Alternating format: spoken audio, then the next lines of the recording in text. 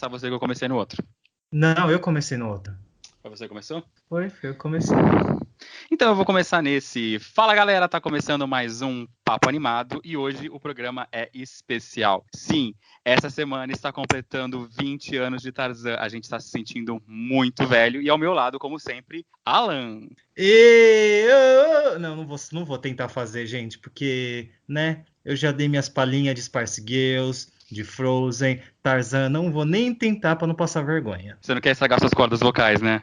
Não, gente, então aqui, ó, outro programa me deixou sem voz, entendeu? E esse programa tá muito especial, tanto que assim, gente, eu já tô esperando umas 2 horas de programa pro tanto de coisa que a gente tem que falar e para tanto convidado super legal também que a gente vai ter. A gente conta agora ou deixa soltar a vinheta das notícias para o pessoal saber quem que vai vir falar sobre Tarzan? E a gente tem uma novidade hoje, a gente tem um convidado especial gravando as notícias com a gente e comentando as novidades da semana. Então vamos parar de papo e vamos para as notícias.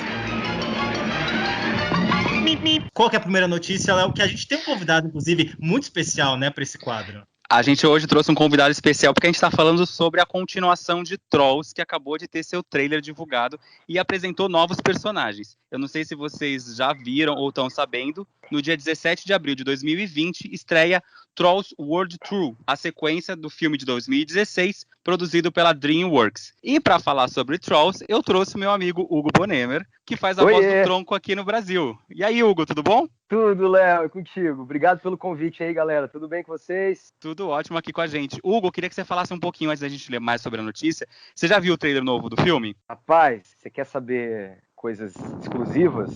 Se você puder falar. Não, eu quero saber. Primeiro eu quero saber se você viu o trailer. Você já assistiu na internet o trailer novo? Léo, eu não vi o trailer ainda. Eu até agora não fui contactado sobre a possibilidade de dublar o segundo filme.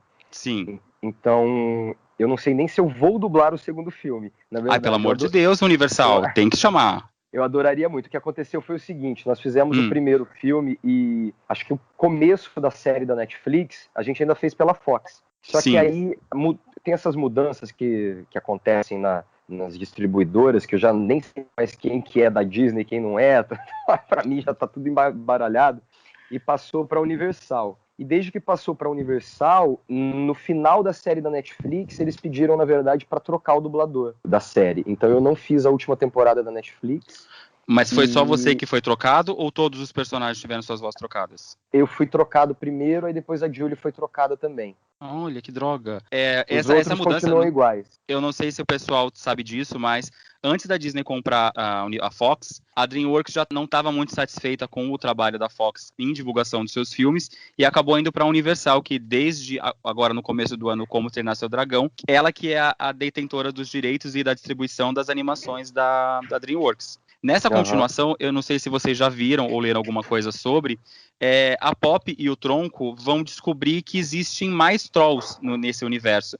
E cada grupo de troll representa um gênero musical. A Pop e os amigos dela são do pop, vai ter do country, vai ter do rock. Então a gente vai conhecer novos trolls nessa produção. O time de dubladores... O que eu posso te falar é que isso já aconteceu na série da Netflix. Sim. Esse é o final, é o gancho pro filme. Porque a gente tem... são 6 temporadas, se eu não me engano. Eu fiz até a 5ª. Tá. E aí, os últimos episódios que eu dublei são exatamente isso. Eles descobrem um multiverso, meio aranha-verso, assim. Sim. Inclusive, tem outras versões da Pop e do Tronco. Tem uma versão em outro universo em que a Pop é mal-humorada e o Tronco que gosta de dançar e cantar. E o Tronco é cor-de-rosa e a Pop é verdinha. Tem um outro multiverso onde o Tronco é um cara tipo de Florianópolis, assim, que fica curtindo a vida, falando, calma, a ilha fornece. Sabe, tem um... tipo o cara da paz. E esse grupo que vem invadir a Vila Troll, na série, eles vêm usando máscaras. Isso não é um grande spoiler, porque eu acredito que no filme vai ser diferente. Eles, pelo que eu vi de imagens até agora, eu não vi o trailer oficial, mas eu vi algumas imagens compiladas. Inclusive, a qualidade da animação é impressionante. Tá melhor do que do primeiro filme, né? Já dá pra ver. E muito superior, claro, a do desenho do Netflix, porque o desenho do Netflix vira meio 2D, na verdade. Sim. Provavelmente o desenho do Netflix deve ser um gancho para nova história, mas que não deve trazer muitas informações, porque eles devem fazer mais ligando um filme com o outro apenas, né? Não, então, esse personagem que entra, eu esqueci o nome dele agora, tá? Tá. Ele é o principal desse grupo que é do rock and roll. Ele entra na série da Netflix disfarçado de... como se fosse um primo do Guy Diamante. Então ele é brilhante também e tal, e todo mundo fica amigo dele, e ele é divertido. E aí algumas coisas estranhas começam a acontecer na Vila Troll, até que eles descobrem que ele era um impostor. Ele estava ali invadindo. Aí depois eles descobrem que, na verdade, é um grupo daquela espécie de trolls diferentes que estava querendo sabotar a Vila Troll. E, Entendi. como se trata de trolls, eles ficam todos amigos no final, fica aquela coisa linda, aprendem a conviver com as diferenças. É um desenho para criança, né? Então existe sempre uma mensagem de fundo bonita. E agora no filme eles vão deixar reforçado a coisa do estilo musical, que não existe na série. No time de dublagem original, o Alan vai falar um pouquinho pra gente quem que continua dublando. Chegou o menino do inglês aqui, gente, que fez um pouco de Fisk. Assim como o primeiro filme tem muita estrela dublando, a gente também tem várias estrelas que continuam dublando e mais gente para brilhantar. Eu vou falar só alguns porque é muita gente. Kelly Clarkson, Anna Kendrick, Justin Timberlake, James Corden, Jamie Dornan, Chance the Rapper, Sam Rockwell, ou seja, é muita gente talentosa, incrível e legal, né? O mais importante de tudo, gente legal, gente incrível do... E gente, vale lembrar Jamie que Dornan, dos 50 Tons de Cinza, Kelly Clarkson, esse povo não tava no primeiro filme. E vale lembrar que o Justin Timberlake já prometeu novas canções de sucesso e hits para essa nova continuação. Vamos para a próxima. Vamos para a próxima notícia, Alan. Vamos, que é uma notícia muito feliz. A gente comentou aqui em vários episódios que o Animamundi estava precisando de ajuda para acontecer essa 27ª edição. Eles fizeram um crowdfunding para arrecadar R$400 mil para viabilizar a realização do evento no Rio de Janeiro e em São Paulo. Só lembrando rapidamente que eles tiveram que passar por isso porque eles acabaram perdendo patrocínio da Petrobras, mas no último dia de campanha eles conseguiram alcançar a meta de R$400 mil.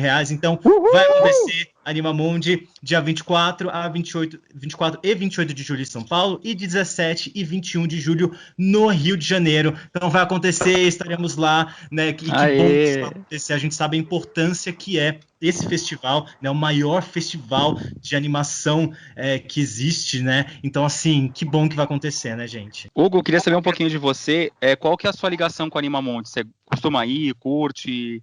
Minha ligação é que eu ajudei a financiar esse desse ano. Ai, que bom! Eu vi que você fez post nas suas redes sociais falando da campanha também, divulgando. Normalmente eu apresento, eu trabalho em 2 lugares basicamente ao mesmo tempo, né? Tô na Globo fazendo show dos famosos no Faustão e tô no canal Like, fazendo a programação, falando de filmes, de séries, indicando para as pessoas o que assistir, etc. E no meio da nossa programação apareceu um roteiro feito pelo Silvio Gonçalves falando sobre o Animamundi, sobre a situação que estava. Então eu pedi à direção do canal que eu pudesse usar aquele texto para poder fazer uma chamada nas minhas redes sociais. Cara, muita gente mandou mensagem falando já comprei, porque comprou as cotas lá, né? Sim. Então, acho que todo mundo foi fazendo um pouco isso e é bonito ver que a gente conseguiu salvar o festival. Tem animadores brasileiros incríveis. Eu entrevistei esses tempos o Fernando Mendonça, que está por trás do Super Drags. Inclusive, se ele não foi ainda no podcast, vocês vão amar falar com ele. A gente fez um podcast semana passada sobre personagens LGBTs. Depois eu mando pra você o link pra você escutar, que a gente também cita o Super Drags. Não, mas eu sei, pô. Mas você me mandou esse link já, eu já vi. Mandei. Eu falo de você entrevistar eles mesmo. Sim, se você tiver um contato legal, pode passar pra gente. Óbvio. Reunião de pauta, viu, galerinha? Bem aqui no episódio. Mas o que eu tô falando é que os meninos, eles, inclusive tem um filme deles, da produtora deles, que tá pro Animamundi desse ano, eles estavam desesperados. E eles me contaram que sobra vaga de trabalho no mercado de animação no Brasil hoje. Eles precisam desesperadamente de gente para trabalhar com eles o tempo todo, animadores. Eles vão começar, inclusive, a dar curso para poder formar as pessoas. A empresa deles, a produtora deles que fica aqui no Rio de Janeiro, eles trabalham fazendo inclusive coisas para a Disney. A Disney terceiriza algumas animações para o mundo todo e a produtora deles faz aqui no Brasil. Quer dizer, que lindo, mais uma vez reforçando que o audiovisual brasileiro gera emprego, gera renda para o país, gera imposto e gera riqueza, então não tem por que ficar boicotando o nosso audiovisual, governo brasileiro. Mas que bom que pelo menos os fãs, o pessoal que valoriza a cultura, está ajudando esses festivais a continuar. Alan, qual que é a próxima notícia? Próxima notícia para você, otentista, noventista, que assistia muito TV Cultura, é que a TV Cultura, ela pretende aí lançar um canal próprio de streaming, onde ela vai disponibilizar vários clássicos que passaram nos anos 80 e nos anos 90, mas eles querem começar colocando esse material todo no YouTube. Ele já tem um canal chamado Eu Vi na Cultura no YouTube, onde tem abertura de séries de animação, como O Mundo da Lua, como Lia Rá-Tim-Bum, Rupert, Pequeno Urso, mas eles querem disponibilizar agora temporadas completas, episódios completos. Eles tinham divulgado, inclusive, que iam fazer uma maratona no dia 27, de 10 horas, das 10 da manhã às 10 da noite, passando vários episódios dessas produções, mas, gente, a gente ficou animado, né? A gente estava esperando, eu fiquei ali no dia 27 esperando para ver isso no YouTube. Eles acabaram adiando um pouco essa estreia. Eu vou ler aqui a nota rapidamente do que eles divulgaram para a imprensa, que é uma nota muito curta, tá? Devido à repercussão positiva da ação Eu Vi na Cultura junto ao público e buscando maior abrangência do nosso conteúdo, a TV Cultura decidiu adiar a maratona de lançamento do canal. Em breve enviaremos mais informações. É isso que eles lançaram até agora. A gente não sabe se eles ficaram assustados, porque isso foi divulgado em vários lugares e muita gente ficou muito... A repercussão foi muito grande, né? Eu acho que eles talvez tenham ficado um pouco assustados, porque a gente ia fazer um lançamento aqui pequeno, entendeu? Porque eles já tinham feito um teste antes, eu acho, porque, para quem não sabe, Castelo Rá-Tim-Bum tem todos os seus episódios em uma qualidade muito boa no YouTube também, no canal próprio da TV Cultura, né? Eu acho que é um canal só do Castelo Rá-Tim-Bum, que inclusive tem até material inédito, tem entrevistas, tem curiosidades, é um canal muito legal, e realmente a qualidade está muito, muito boa. Eu mesmo maratonei Castelo Rá-Tim-Bum no YouTube.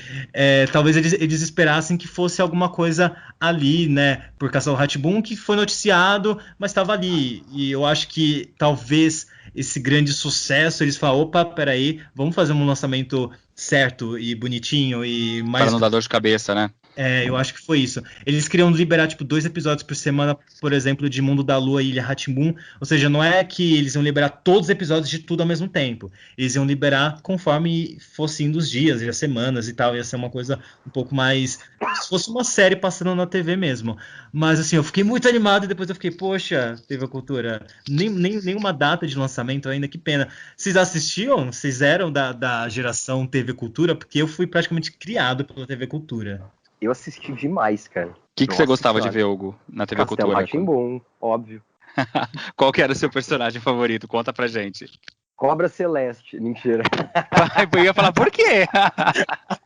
Gente, acho que todo mundo gostava do Nino, né? Achava o Nino divertido, a gente se identificava, né, com aquela criança grande. Era muito bonitinho, tudo ali era tudo muito lindo, né? Eu senti falta, inclusive no filme, né, de terem trazido os Carpim para fazer o Nino, porque o mais legal era que era não sei o que vocês acham, assim, o legal é que era um adulto fazendo, né? Eu gosto muito do Castelo Rá-Tim-Bum, era uma das séries que eu mais assistia, Mundo da Lua, com o Luciano Amaral também, que fazia, tinha muitas séries que eu gostava, X-Tudo, que era incrível, com a Fernandinha Souza, eu sou do tempo que a Fernandinha Souza fazia X-Tudo. Pra vocês verem, eu sou o tempo também do Bambalalão, pra gente entregar a idade bonita aqui e falar que a gente é velho. Mas e vai ter também, viu, Léo? Vai ter, eu vi aqui que vai ter Bambalalão, já tô vendo que eu vou ficar muito feliz nesse aplicativo da Cultura. Mas, sobre a comparação da série com o filme, eu gosto do fato de eles terem pegado um novo ator pro filme, porque o menino funciona muito bem. Ele tem um carisma muito bem. O filme tem uma história muito... voltado para quem vai conhecer agora, porque quem conhecia da série da TV Cultura, vendo que o Cássio tá vivo e bem, e podendo fazer o personagem, não entende por que não foi chamado a mesma pessoa, né? Eu fiquei meio assim, poxa, então parece que dá aquela decepção pra criar um novo público. Então, eu acho que é para as crianças se identificarem mais com o Nino. Porque, querendo ou não, a gente gosta muito do personagem, mas por ele já ser um adulto, vamos dizer assim, eu não sei se as crianças se identificavam tanto na época com ele, e podiam acabar se identificando mais com o Zequinha, com o Pedro, com a Bia, e por isso que no filme eles podem ter achado melhor colocar uma criança da idade dos outros, para poder você ter mais uma que você queira se comparar. Pode ser. E para terminar, a gente vai falar agora da última notícia, que foi a notícia da semana, né? A Disney acaba de anunciar que Ícaro Silva será a voz do Simba e a Isa vai ser a voz da Nala na versão nacional de O Cara, Rei eu Leão. jurava que você ia falar que a notícia da semana era o avião da Fábio cheio de cocaína. A gente é militante, mas nem tanto. É que a gente aqui só fala de animação. A gente fala só da parte boa das notícias da semana. Gente, Essas Ícaro, a gente parabéns, deixa pro seu jornal. lindo. O Isa, que você achou, Hugo, parabéns. da escolha Eu dos achei dubladores? máximo, achei perfeita a escolha. Escolha maravilhosa, não podiam ser pessoas melhores para fazer. Os dois são talentosérrimos, são incríveis, tem um carisma bizarro e uma voz linda, né, gente? Então, a Isa tem uma voz muito potente para fazer a Nala, então tá dignicíssima da Beyoncé fazendo. E aí, o Ícaro, eu sou suspeito para falar, né, gente? Eu conheço o Ícaro há 8 anos, trabalhamos pelo menos 4 anos juntos no Rock in Rio, a gente se adora. E tô muito feliz. Parabéns, menino. Pensei que você ia falar mal do Ícaro agora, tipo, não gostei dessa escolha, podiam ter chamado gente melhor pra dublar. Conheço ele já há tanto tempo, tem gente mais talentosa no Brasil pra fazer o Simba. Imagina, gente, ele bate aqui na minha porta. Falou, o que é que você falou? Falaria se fosse pra dar uma sacaneada de brincadeira, jamais, sério. E você, Alan, o que você achou das escolhas? Eu fiquei muito feliz. Eu lembro no primeiro episódio, gente, no episódio piloto, a gente comentou, isso não foi pro ar, mas a gente comentou que a gente queria a Isa no papel da Beyoncé, sabe? Tipo, a gente deixou meio em off e tal. A gente talvez já soubesse alguma coisa. Mas eu fiquei muito feliz de oficializar a Isa, porque eu sou apaixonado por aquela mulher. Ela não tem defeito nenhum. Assim, eu vi alguns comentários na internet de gente falando, gente, mas a Isa é cantora? Será que ela vai saber atuar? E eu quero lembrar que a Beyoncé, ela fez uns filmes, mas foi uns filmes meio meia boca, entendeu? Beyoncé não sabe atuar tão Olha bem a maldade assim. nesse comentário. Eu tô sendo muito honesto. Gente, Beyoncé não é a Lady Gaga que ganhou, entendeu? Globo de Ouro pela atuação. Então, assim, eu acho que, inclusive, eu confio muito mais na Isa do que na Beyoncé. Porque eu sei, a Isa não vai me decepcionar, a Beyoncé, eu não sei. Eu não sei se vai me decepcionar Eu ou sou não. suspeito, Mas eu gosto da Beyoncé como atriz. Eu também gosto, eu acho que, tipo, ela Eu fez bons gosto filmes. muito, inclusive. eu estou em menor número nesse podcast, entendeu? Eu já sou xingado na internet por Rei Leão e pela Beyoncé. Eu tô aqui criando opiniões impopulares, entendeu? Mas é Não bom tem para defender a problema, é galera. seu gosto. Você tem o direito de gostar ou não gostar de alguma coisa, né, gente? Tá Então, tudo e outra certo. novidade também sobre o Rei Leão é que a Disney divulgou que o Elton John e o Tim Rice já prepararam canções inéditas para o filme. E a gente vai Uma, ter né? uma Tem canção, mais de uma? que é o Never Too Late. E tem É. uma música no CD da Disney. A Disney divulgou a lista completa. Uma das curiosidades é que Be Prepared está na lista de canções do filme. E a canção de número 14 está escrito A Definir. Será que teremos uma canção de Beyoncé que não foi divulgada ainda, Disney? Gente, será? Sabe o que eu Então, achei pode. muito incrível também, Léo? Que tem 2 das canções, pelo menos que eu consegui ver, que são produzidas pelo Pharrell Williams. Sim. Então a gente pode esperar um swing diferente aí do que a gente estava acostumado no desenho. Quero entender o que quer dizer esse cara aí atrás da produção das músicas. Eu acho que, para mim, um dos grandes destaques do Rei Leão é sua trilha sonora. Eu acho incrível as canções. Total. Eu fiquei muito contente que He Lives in You, que foi cortada do original, foi para continuação, está no musical. Ela vai estar no filme, acredito eu que nos créditos, de acordo com a posição. Mas é bom ver que algumas músicas boas da trilha sonora do Rei Leão estão de volta e que vão estar fazendo parte do filme. Hugo, queria saber de você. Você está animado para assistir o Rei Leão? Qual é a sua expectativa aí? Não, a minha expectativa é a maior possível. Eu tinha o cassete do Rei Leão no meu quarto. A fita verde. Eu estava assistindo em loop. A fita, na verdade, não era, porque meu pai não era muito politicamente correto. Cometeu um crime de pirataria. O meu também era assim, mas a gente abafa essa parte. Ele colava um adesivo na fita e fazia uma cópia. Então eu ficava assistindo no quarto com meu irmão em loop. O que a gente vai fazer? Vamos ver Rei Leão. Todo dia. Mano, eu amo as músicas, amo o espetáculo da Broadway. Consegui amar as versões feitas aqui no Brasil pro espetáculo musical que foi montado aqui, que trocou o que era a música anterior. Eu vi em Hamburgo. Eu amo Rei Leão. Amo. Tô super feliz que Ícaro vai fazer. Eu participei da seleção do musical daqui, cheguei a passar para fazer... Passar assim, né? Foi indicado assim, ó, eles estão te querendo para super swing no teatro musical, a pessoa que substitui as outras, mas fica na coxia, né? Eu faria o Timão Zazu e a Hiena Ed. quando os que estivessem fazendo não pudessem. E acabei não fazendo porque passei para fazer Rock in Rio na época. Mas, pô, eu tenho um carinho gigantesco pelo espetáculo. Você pode imaginar que eu fiquei imerso nisso para fazer as audições. Se você pudesse escolher um personagem do Rei Leão para dublar, que você Timão. teria o sonho Mas de dublar, não pode seria ser qual? o Timão, porque o Fernando que você vai entrevistar, que é do Super Drags, ele é o dublador do Timão. Então não Ai, posso que desejar o legal. papel do amiguinho. Mas eu... Então, pode ser outro. Mas se o amiguinho não tivesse sido escolhido, qual que você gostaria? Não, é só na minha imaginação. Na minha imaginação é o Timão. Eu amo muito, acho muito fofo. Ai, que legal. Hugo, queria agradecer muito sua participação aqui no quadro de notícias. A gente quer que você volte em breve para participar do Papo Animado, que é o quadro grande do programa falando sobre alguma animação. Aí depois a gente vê um dia que você tem um pouco mais de calma e a gente vê um tema legal para você falar um pouquinho mais, tá bom? Fechado. Deixa eu falar só uma coisa antes de me despedir. Diga. Acho que os dubladores vão se amarrar. Existe uma diferença entre voz original e dublagem. A Beyoncé, por exemplo, está fazendo a voz original da personagem lá. No caso do Trolls, por exemplo, o Justin Timberlake faz a voz original do Tronco. E eu fazia a dublagem do Tronco aqui no Brasil. E a Isa faz a dublagem aqui. Ou seja, quando muda de país, você tem a dublagem. Que normalmente a voz original ela é feita antes dos animadores trabalharem. Isso que é o barato. Em cima da interpretação feita pelos artistas, da voz original, que os dubladores trabalham. E esse mercado está crescendo no Brasil. Por isso que é importante a gente enfatizar a diferença.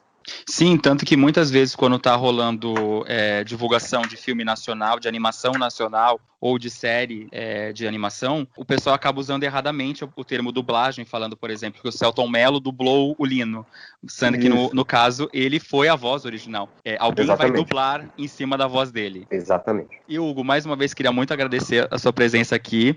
Espero que você volte mais vezes aqui participar do nosso Papo Animado. Espero que você tenha gostado. Amei. Parabéns, meninos. E a gente queria que você deixasse aqui o seu @, um recadinho, uma dica, qualquer coisa. Gente, que você queira falar para finalizar. É o Hugo Bonemer. Bonemer é boné, e como se fosse um boné de cabeça, e mer de merda mesmo. Eu tô no Instagram, Facebook, quase não uso, mas tô lá uma página. Twitter eu uso bastante. É tudo Hugo Bonemer. E quero mandar um beijo para todo mundo que se amarra aí no podcast, que vocês fiquem ligados. E me chamem de volta que eu vou amar. E a gente deseja boa sorte aí no show dos famosos, que você tá arrasando, semana sim, semana não, fazendo os artistas incríveis. O Alan adorou, né, Alan? Eu quero dar o meu agradecimento pessoal, inclusive, por fazer Britney Spears e levar cultura para esse povo. A gente, geração Britney, que não é a geração Ariana Grande e Selena Gomez, a gente agradece por você reviver a nossa diva que tá um pouco morta ali em Las Vegas, tadinha. Muito obrigado. Espero que se um dia fizerem uma adaptação da vida da Britney na Broadway, você faça aqui no Brasil. A Britney tá... Eu apoio isso, sabe? Não consigo mais ouvir a música sem lembrar da sua apresentação. Muito obrigado. Muito obrigado. E a gente fica aqui na torcida para que a Universal, se eles não te chamarem, Hugo, avisa a gente que a gente faz uma campanha para que você e a Julie... Chama o Hugo. Você e a Julie, queremos os dois Julie, fazendo a voz do Tronco e da Pop. Tá bom? Obrigado, Lino. E vamos agora pro Papo da Semana. Vamos.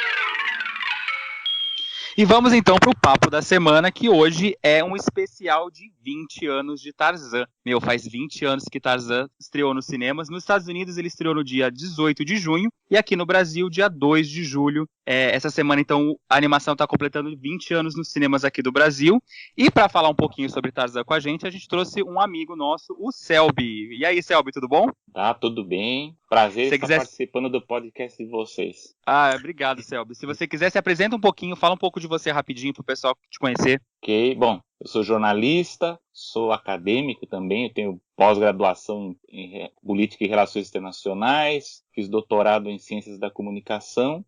Uma das minhas especialidades é cinema de animação, não só cinema, né? A gente fala cinema de animação, mas entra televisão, entra a parte econômica, a parte técnica, artística. Tive um site por muito tempo que o Léo era fã, que era o Animation Animagic, que funcionou bem, tinha atualizações quase que diárias entre 2001 e 2011. Eu espero retomá-lo até o final do segundo semestre. E atualmente eu produzo artigos, né? No caso são artigos acadêmicos sobre animação, né? E agora estou aqui como participante convidado do podcast de vocês. Tomara que o site volte. Você já está prometendo a volta do site faz um tempo, hein?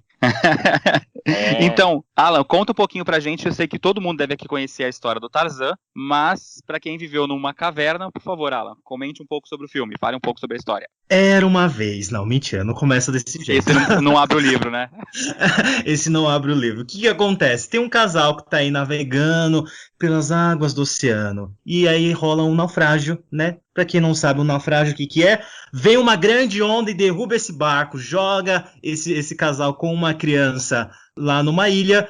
E eles acabam fazendo uma vida lá, eles constroem uma casinha e tudo mais. O que acontece? Eles são mortos por um leopardo, muito mal. E que também acaba sendo um dos vilões do filme. E o que acontece? O Tarzan, que é uma criança ainda, é um bebezinho, ele fica ali e entrega a sua própria sorte quando é achado por uma gorila, que nada mais, nada menos, tem a voz da Glenn Close, que é a Kala, e ela acaba criando o Tarzan como se fosse um gorila, como qualquer outro. Então ele nasce e ele cresce... Não, ele nasce não, né? Ele já nasceu. Ele cresce acreditando que é um gorila, mesmo com todos dizendo você é muito diferente, você não tem pelos, você é um pouco estranho. O que acontece é que chega alguns pesquisadores nessa ilha onde o Tarzan mora com sua família, e ele acaba descobrindo que ele não é um gorila, ele é um humano, e temos aí a grande, incrível Jane, como você quiser falar, e eles acabam se apaixonando, e toda a história do filme acontece com o vilão, que tem o Clayton também, que é uma espécie de Gaston, e enfim,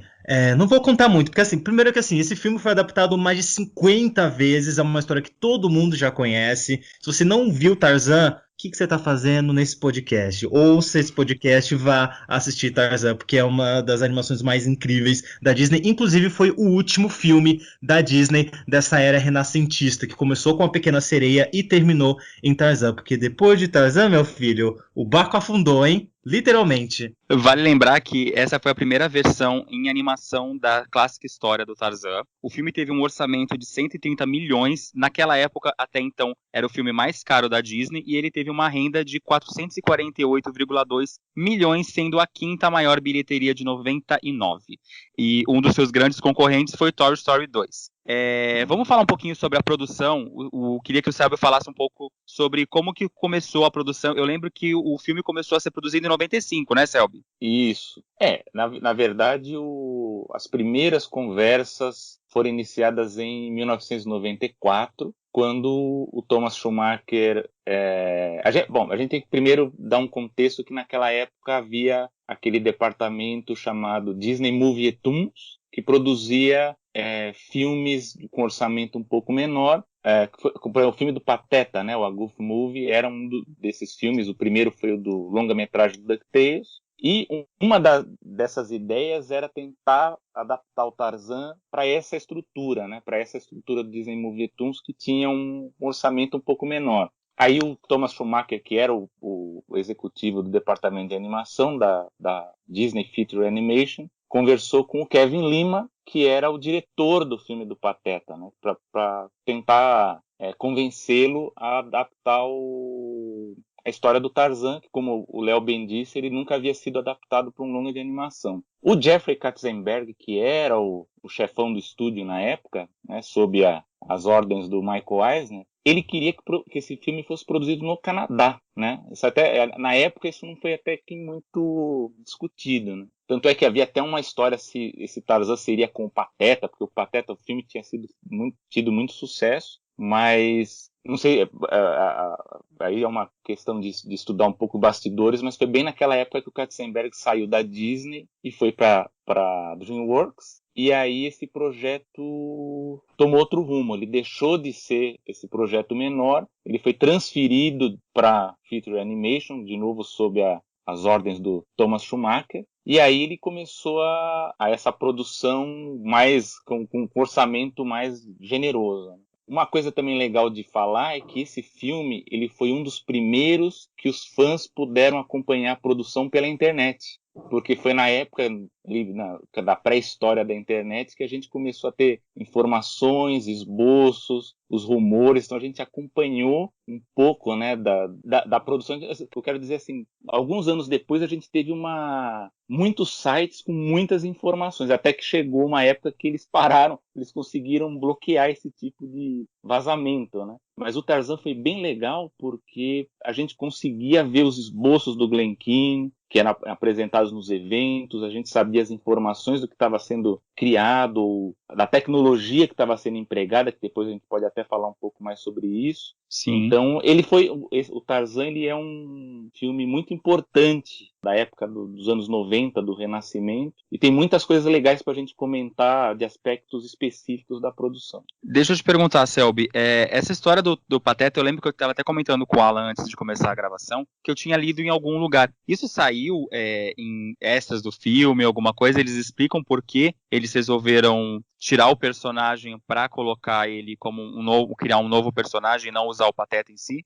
Então, isso na época, ele saiu muito como rumor. Sim. Eu não sei, assim, eu acredito até que isso foi sondado, né? Isso até teria que ser uma coisa para ser mais pesquisado. Mas eu acho que talvez tenha a ver com o fato do Kevin Lima ter sido o diretor do filme do Pateta, né? E o filme do Pateta ter sido um grande sucesso. Ele foi muito sucesso. Até hoje ele é um filme... Ele se tornou uma animação cult, né? O pessoal que assistiu criança na época gosta do filme, né? Daqueles filmes que... E é um filme menor, né? E houve mesmo essa informação de que eles usariam o Pateta. Mas eu acho que também tem um pouco a ver com essa história de que a Disney queria testar aqueles estúdios satélites, né? Que eles estavam abrindo, que foi o caso do Canadá, para fazer um filme menor, e aí o Pateta acabaria entrando nessa. Mas não tem muita informação sobre essa versão. Eu tava vendo os extras do DVD, e uma coisa bem legal é que o que continua até hoje é que a equipe ela fez uma viagem para a África, né, para fazer um estudo tanto do local quanto dos gorilas, e diferente da obra original que o Tarzan é criado por macacos, né, ou chimpanzés, na animação da Disney eles mudaram para gorilas e visitaram a Uganda e o Quênia, assim, para poder fazer as pesquisas, tô certo? Sim, como tradicionalmente a Disney faz, há essas viagens de pesquisa para analisar cenários, contextos, as pessoas, né, os habitantes da região, pegar as cores, né. Ora, lógico que houve uma crítica na época, e ainda há de certo modo, de que o Tarzan ele não incluiu personagens africanos, humanos, né? Porque a gente só tem os três ali, né? Os homens brancos, né? Os exploradores principais, né? Que é o Clayton, a Jane e o pai. E você não tem. E há uma piada, né? Que os animadores, uma piada meio maldosa que falava assim, porque fazer o design, animar personagens negros são mais difíceis, né? Porque você tem que tomar cuidado para não ficar estereotipado e tal, e é muito difícil, e tem que trabalhar, e tem que consultar e tal. Só que é uma ironia, porque o próprio personagem Tarzan, ele permanece sendo um dos personagens mais complexos de ser animado, né? Porque ele tem toda a musculatura, ele tem todo um trabalho de corporal, né? De análise corporal, de movimento, né? Só para ter uma ideia, a equipe que animou o Tarzan, ela teve entre 13 ou 14 animadores. É uma equipe muito grande para animar um personagem no filme. Em comparação, a Jane ou a Jane, ela teve 6 animadores junto com o supervisor, que era o Ken Duncan, né? Então era um personagem... o Tarzan é um personagem muito complexo, muito difícil de ser animado. E talvez isso também seja um destaque interessante de falar, que a equipe que animou o Tarzan, ela estava situada em Paris, porque o Tarzan foi um filme que foi animado em 2 continentes, né? Então, isso era uma das coisas que eu ia comentar com vocês, é que parece que boa parte da produção aconteceu na Califórnia e em Orlando, certo? E uma parte da equipe animou em Paris, e criou uma nova tecnologia, né? Sim. Na época o Glen Keane, ele estava passando uma temporada em Paris, não lembro agora se era um sabático que ele estava fazendo, Sim. E aí ele perguntou se poderia trabalhar o próximo projeto, que ele tinha saído de Pocahontas, né, que era o último, o anterior, se ele poderia trabalhar com base no estúdio da Disney ficava na periferia de Paris. E no final a produção aceitou que ele supervisionasse o Tarzan lá. E era um processo bastante complexo por causa do fuso horário, né? Porque diferença de Aqui mais do de Brasil 6, é 5 horas, né? 5 horas. Você imagina da Califórnia, né? Que são mais 3 horas ou 4 horas ou mais, dependendo da época do ano. E tinha muitas cenas em que o Tarzan contracenava com a Jane. E o supervisor da Jane, o Ken Duncan, estava na Califórnia, né? Então, muitas vezes eles tinham que fazer esse intercâmbio de informações em horários calculados, né? Para que não fosse muito de madrugada num país ou muito tarde no outro para fazer. Mas a Tarzan ele foi muito interessante para treinamento também. Você teve todo um grupo de animadores europeus que acabaram se especializando, né? A gente pode até citar o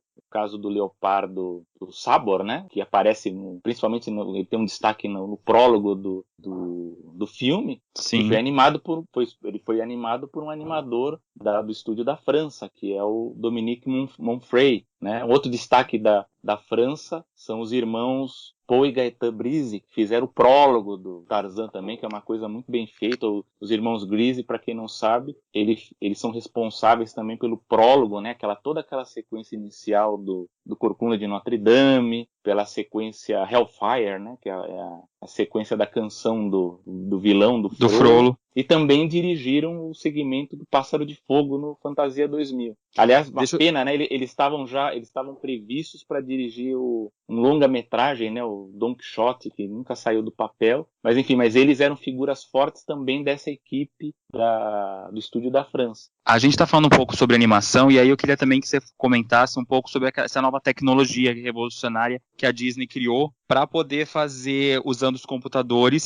O Tarzan é um filme feito com animação tradicional, mas nessa época eles aproveitavam muito o computador para conseguir fazer movimento, profundidade, e eu vi muito e lembro que o animador do Tarzan falou que se baseou nos esportes que o filho dele praticava para poder criar os movimentos do personagem, e eles tiveram que criar essa nova tecnologia, certo? Sim. Não, aí são duas coisas. A parte tecnológica, a Disney até então, talvez o maior feito tecnológico antes de Tarzan, havia sido o sistema CAPS, que é o sistema de colorir, né? Eles coloriam os personagens no computador. Hoje é um sistema, se a gente for olhar para trás, é um sistema muito antiquado, mas na época ele foi muito revolucionário e muito caro, né? Para ter uma ideia, só para fazer esse sistema CAPS, ele custou na época mais ou menos o preço de um longa-metragem, só para fazer essa tecnologia. No caso do Tarzan, enquanto o CAPS era usado para fazer a cor dos personagens, no Tarzan eles desenvolveram, foi com a ajuda do supervisor de computador da Disney, o Eric Daniels, eles criaram um sistema chamado Deep Canvas, que a gente pode traduzir ao pé da letra como tela profunda. Ela foi uma tecnologia desenvolvida para dar efeito tridimensional às pinturas e aos cenários. Então, como você tem aquelas cenas que você tem mais movimento, você tem, né, as árvores, né, os cipós, as cordas e tal, a tecnologia, o animador responsável por fazer a parte de cor, ele pintava um trecho e o computador lhe completava, né, ele fazia a volta. Então isso facilitava e acelerava um tanto esse trabalho de cor no cenário complexo, no cenário tridimensional. Isso a gente vê em diversas sequências, diversas cenas do Tarzan, e anos depois eles aplicaram essa tecnologia pela primeira vez em personagem no Planeta do Tesouro. No Planeta do Tesouro, aquelas baleias, né, que a gente vê, tem uma cena que tem as orcas, as baleias. Aquelas baleias foram pintadas usando essa tecnologia do Deep Canvas. Sobre os esportes radicais que você comentou,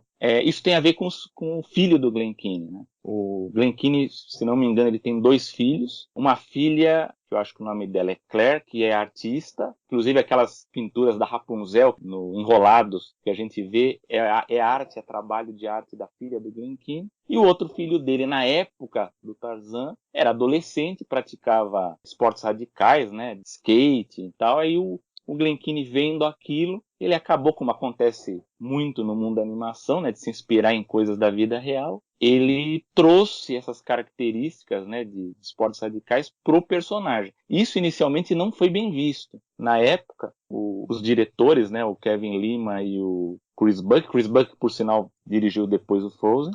Na época, os diretores, eles achavam que o Tarzan, com essas características de surf, de skate, né, ele ia ficar um personagem muito regionalizado, né, aquela coisa do adolescente, só para os americanos, né? entenderem. Só para os americanos, tal, mas depois que o Glen Keane fez um teste de animação mostrando como que ia ser o movimento, aí, né, ficaram impressionados com aquilo. Bom, também quem vai se impressionar com o trabalho do Glen Keane, né? Mas não é? Aí os caras falaram, não, pode fazer, faz isso que tá legal, e acabou seguindo, né?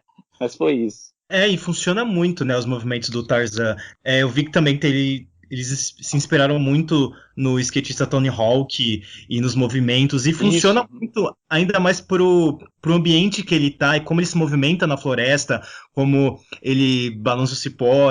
Também tem algumas coisas que eles utilizaram de outros animais para incorporar, e que foi realmente um grande trabalho ver esses movimentos, captar esses movimentos. E tá, mas como é que o corpo humano vai executar esses movimentos? Isso é humanamente possível, né? E eu acho muito legal todo esse trabalho que teve para fazer os movimentos do Tarzan. Eu queria ir um pouco para a parte da dublagem, porque eu li que assim, a gente já tem tipo o Woody Allen, o Chris Rock e o Harrison Ford na dublagem, sabe? O que a Disney tava pensando em colocar o Woody Allen nessa animação, pelo amor de Deus? Essa história da Disney, ela tem uma... Eu não sei até agora por que não fizeram um livro só com as vozes que eles já tentaram convidar, né, os atores que eles já tentaram convidar para dublar e no final não deu certo. Tem casos assim fantásticos, né? Talvez um dos casos mais legais que não deu certo foi o Jack Nicholson para fazer o Hades, né, no Hércules. Gente, eu nunca pensei nisso. Então dele dublando o Hades. Só que ele ia cobrar muito caro. Depois do efeito Robin Williams, né, que abusaram da imagem dele, né, quando chegou a vez do Jack Nicholson, não funcionou mais aquela técnica. A desculpinha, né?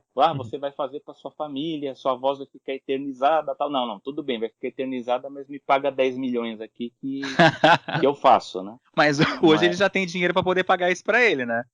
Já tem, mas na época a Disney começou a ter muita dificuldade. Isso foi uma das coisas, a gente pode até falar depois, foi uma das coisas que contribuiu para o orçamento dos filmes crescer assustadoramente, porque os artistas eles já não faziam mais pelo salário base, né, do ator. Eles começaram a pedir muito dinheiro para fazer a voz dos personagens. Já que o estúdio estaria usando a imagem deles para divulgar o filme, né? Isso, porque no caso do Robin Williams houve um abuso mesmo, né? O acordo, no caso, é até legal pontuar isso com Aladdin, porque isso foi um divisor de águas nessa questão de uso do ator para promover a animação. O Robin Williams ele tinha feito um acordo para que não se usasse, né, a imagem dele, mais de 25% das campanhas, imagem, né, das campanhas, porque ele estava fazendo outro filme naquela época, que ia estrear, que era aquele filme Troy, a Revolta dos Brinquedos. Por sinal, eu vi no cinema esse filme, né, foi na mesma época do Aladdin, que foi um fracasso, né? E ele ficou muito chateado porque ele acha, né,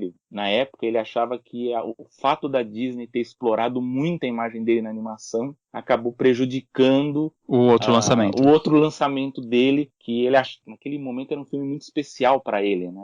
Ele estava tentando fazer aquela conversão de ator cômico para ator dramático, e esse filme começava a ter essa nuance.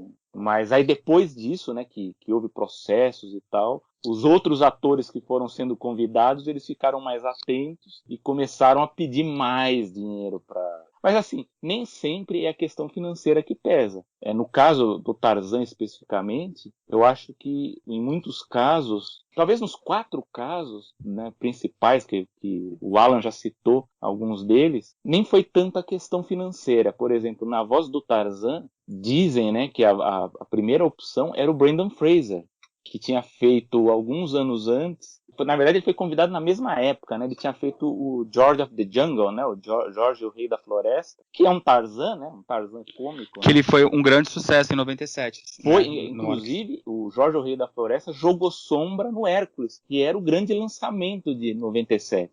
O Hércules foi lançado em junho, e o Jorge foi em final de julho, e o Jorge fez um sucesso estrondoso, né? Inclusive, no Brasil, tem a impressão que ele foi até mais popular O que próprio Hércules. Então, naquela época, o Tarzan já estava em produção e o Brendan Fraser foi sondado. Mas eu acho que eles acabaram trocando justamente para evitar similaridade, porque ele já tinha feito, o Jorge aí ia fazer o Tarzan, aí no final acabaram trocando pelo Tony Goldwyn, né, que é um ator que as pessoas não ligam muito o nome à imagem, mas eu acho que o último trabalho dele foi essa série Scandal, né? Escândalo, que estava passando até na Globo. Um outro caso que o Alan citou foi o Harrison Ford, né? O Harrison Ford, do Indiana Jones. Ele estava sondado para fazer o gorila Kershak. Só que nesse caso, isso eu lembro da época, que eu acompanhei, devo ter até guardado, porque eu tenho muita coisa impressa da época que saía na internet naquele período. Diziam que o grande problema é que o Harrison Ford ele não conseguia, nas gravações de áudio, fazer nuances da voz do personagem. Porque o Harrison Ford ele só funciona no vídeo, né, com a imagem. Só o áudio dele não estava funcionando. Pelo menos esse era o argumento dado na época. Eu vi também em alguns sites falando que a Disney queria uma voz forte, imponente, para fazer o Tershak na versão original. Então, será que também por isso que não acabou não rolando? Então, disse que o Harrison Ford ele fazia aquele tipo de dublagem num tom só, né? Não variava muito, era uma voz muito para baixo e tal, e eles precisavam realmente de uma voz mais cavernosa, né? Uma voz mais potente para fora, e ele não conseguia fazer esse tipo de voz, né? Aí trocaram pelo Lance Henriksen, que na época fazia muito sucesso com uma série, que eu não sei se as pessoas lembram mais, mas era uma série chamada Millennium, que foi uma série que foi lançada na rabeira do Arquivo X, né? O Lance Henriksen, ele fez essa série Millennium e acabou fazendo o Kershak. Eu não sei se essa aqui vocês sabem, mas a voz original da Terk, né? Que era amiguinha do Tarzan, no projeto original não era para ser uma menina, né? Era para ser um gorila macho. Por isso que eles estavam cotando o Chris Rock para fazer. Era o Chris Rock, exatamente. Só que aí alguém, né, caiu a ficha, né? Falou assim, puxa, mas você vai chamar um ator negro para dublar um gorila, isso aí vai pegar mal, especialmente com o Chris Rock, que é um ator mais ácido, né? mais irônico, falou, isso não vai dar certo. E aí eles cortaram essa possibilidade de você convidar atores negros para dublar os gorilas, né? Então, sim. Aí acabaram trocando o Chris Rock pela Rosie O'Donnell, que era uma comediante que estava em alta naquela época. Eu acho ela um pouco irritante pro filme, vendo hoje, né? Eu revi esse filme um tempo atrás, tá meio fora do tom aqui, mas na época funcionou. Então na época eu gostei, as pessoas gostaram e ficou um resultado bom. E teve o caso do Woody Allen. O Woody Allen ele estava sondado para fazer o elefante, o Tantor. E a história da saída dele tem a ver com o Katzenberg ter trocado a Disney pela DreamWorks. Quando ele trocou a Disney pela DreamWorks, o Katzenberg ele meio que ele fez propostas indecentes assim para as pessoas que estavam na Disney trocar de estúdio, né? Com salários maiores, com possibilidades maiores. E aí no caso a DreamWorks ela estava se lançando como produtora. Então eu acho que foi relativamente fácil convencer o Woody Allen, falou assim, sai aí da Disney e vem pra cá, que a gente vai tentar ajudar você, sei lá, talvez financiar seus filmes aí com seus projetos. E ele acabou trocando o Tarzan pelo Formiguinhas. Não, ele fez o Formiguinhas primeiro. Ele fez primeiro, ele fez o Z, né, que era o protagonista. Sim. Era ele e a Sharon Stone, né, que fazia tinha o Stallone, enfim, tal, e ele trocou para fazer o Formiguinhas. Mas no lugar dele no Tantor, a Disney acabou convidando o Wayne Knight, que é um ator muito bom, que na época estava em alta fazendo aquela comédia, aquela série Third Rock from the Sun, né, que ele fazia um policial, o Don, era um personagem muito legal, muito divertido, e ele acabou funcionando bem no filme, né, então tem muitas histórias envolvendo atores, trocas e tal, mas eu acho que no final, as escolhas finais, né, para as vozes no filme do Tarzan ficaram muito boas. E tem uma curiosidade, que é a do Grito do Tarzan, né? O Grito do Tarzan, o ator que fez a voz do Tarzan, o Tony Goldwyn, ele tentou fazer a voz, gravar o grito, só que ele acabou estourando as cordas vocais dele, né? Mais ou menos como aconteceu com o Jeremy Irons cantando o Be Prepared do Rei Leão, né? Ele foi tentar cantar a parte final da música, só que a voz não deu, estourou, e chamaram outra pessoa do elenco para fazer o resto da música. No caso do Tarzan, o grito é feito pelo ator Brian Blessed, que é o Clayton, é a voz do vilão, né? Ele foi chamado para fazer o grito do Tarzan. Agora que você falou do vilão, eu tava lendo umas matérias sobre o Tarzan para poder gravar aqui o podcast com vocês. Eu não sei se eu nunca tinha reparado nisso, não sei se vocês já repararam. As cores da roupa do Clayton são as mesmas da Sabor, do Leopardo, mostrando de cara que ele é o vilão da história. Não sei se vocês já tinham reparado isso. Sim, isso aí na época foi discutido, sim, eu lembro que tinha matérias falando, eu acho que até entrevistas, né, da equipe, que é aquela história, como você, durante uma boa parte do filme, você não tem um vilão claro, né? Você tem no início, né, o Sabor, né, o Leopardo, e mais pro final você vai ter o Clayton. Então, a cor do personagem, ela acaba fazendo uma espécie de link, já que a gente tem o Sabor no início matando, né, os pais do Tarzan, uma espécie de ligação temática pelo uso da cor, para você fazer uma ponte, né, para você falar, esse aqui é vilão e esse aqui também. É aquela coisa que a gente, quando tá vendo o filme, não percebe de cara, né, mas é uma coisa que funciona no total, né, quando você vê o filme inteiro, você... Um caso muito parecido com esse é o do Atlantis, com a história da pulseira, né, para você fazer a ligação da pulseira da Kida, né, ela criança com ela adulto, como ela vai ficar um tempo sem aparecer no filme, você tem que fazer uma ligação afetiva com o personagem para fazer o público lembrar dela, né? Então, a partir desse detalhe, você faz o público lembrar, ter a noção disso. Então, a cor, ela funcionou dessa forma no Tarzan. A gente estava falando sobre a dublagem da Rosie O'Donnell, e assim, Tarzan foi uma das animações que eu mais assisti em inglês, por causa da trilha sonora do Phil Collins. E pra mim, eu acho que a dublagem da Rosie O'Donnell funcionou super na Turk, assim, eu fico muito contente. Mas eu queria comentar o fato da dubladora da Jane, nossa, tô muito americanizado falando Jane, a Minnie Driver, que assim como Robin Williams, ele contribuiu muito para a personalidade do gênio, ela também contribuiu muito para a personalidade da Jane, né? Tem alguns materiais que falam que ela resolveu fazer algo que não fosse uma princesinha tão trouxa e que ela tem uma personalidade um pouco mais complexa e mais orgânica do que algumas outras personagens, tanto que realmente, para mim, a Jane é uma das personagens femininas, ela não é considerada a princesa Disney, mas uma das princesas Disney que tem uma personalidade para mim mais orgânica, que mais funciona, que fala, cara, eu conheço essas meninas no mundo real, sabe? E eu acho que isso é muito legal. Isso é um ponto bem importante para falar, que você lembrou da Minnie Driver, porque a gente tem o seguinte, muitas vezes quando a gente analisa animação, né, a gente fala assim, a gente tem a parte da dublagem e a parte da animação, né? Quando houve na época do Aladdin o gênio do Robin Williams, ali aconteceu uma coisa que a gente chama de combinação perfeita, porque você tinha a voz do Robin Williams, as improvisações do Robin Williams e a técnica da animação do Eric Goldberg, né? Que, enfim, ele conseguiu acompanhar todas aquelas caracterizações do Robin Williams. No Tarzan, a gente tem um trabalho muito importante, aí eu acho que é um trabalho combinado que a gente precisa chamar atenção, que é da Minnie Driver fazendo realmente uma personagem feminina diferenciada, e o trabalho do Ken Duncan, que é o supervisor de animação. Inclusive o Ken Duncan, hoje tem o Duncan Studios, que é um estúdio de animação independente, que por sinal fez a sequência de animação do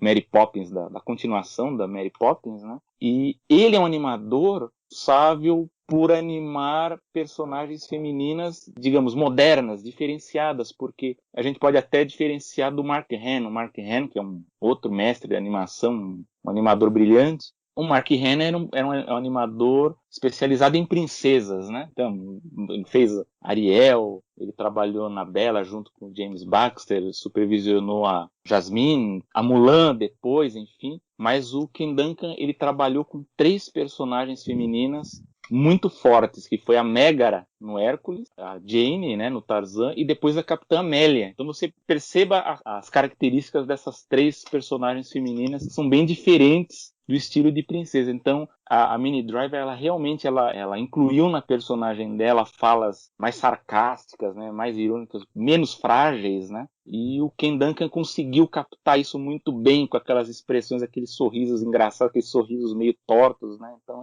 eu gosto muito do trabalho dessa personagem no Tarzan. E sobre a dublagem que a gente estava falando aqui um pouco, vale lembrar que o Tarzan é a prova que você chamar atores globais, como as pessoas gostam de falar, pode ser também um motivo bom, porque aqui no Brasil, além das canções interpretadas pelo Ed Mota, que a gente vai falar daqui a pouquinho sobre a trilha sonora do filme, a gente tem o do Moscovis dando a voz ao Tarzan e a Sueli Franco dando a voz a Kala na versão nacional. Para quem não conhece, a Sueli Franco atualmente é uma atriz super conhecida aqui no Brasil. Ela fez a tia do Paulo Gustavo, né, na franquia Minha Mãe é uma Peça, e está atualmente na novela Dona do Pedaço. Então, eu queria saber se vocês querem falar um pouquinho sobre a dublagem, se vocês gostam da versão nacional. Eu gosto muito da dublagem. Eu tenho o costume de sempre assistir mais a versão original. É difícil. Quando eu assisto dublado, geralmente é uma vez. Lógico, quando eu era criança, mais novo, eu assistia mais. Eu sempre assisti o original, mas eu sempre assistia também o dublado.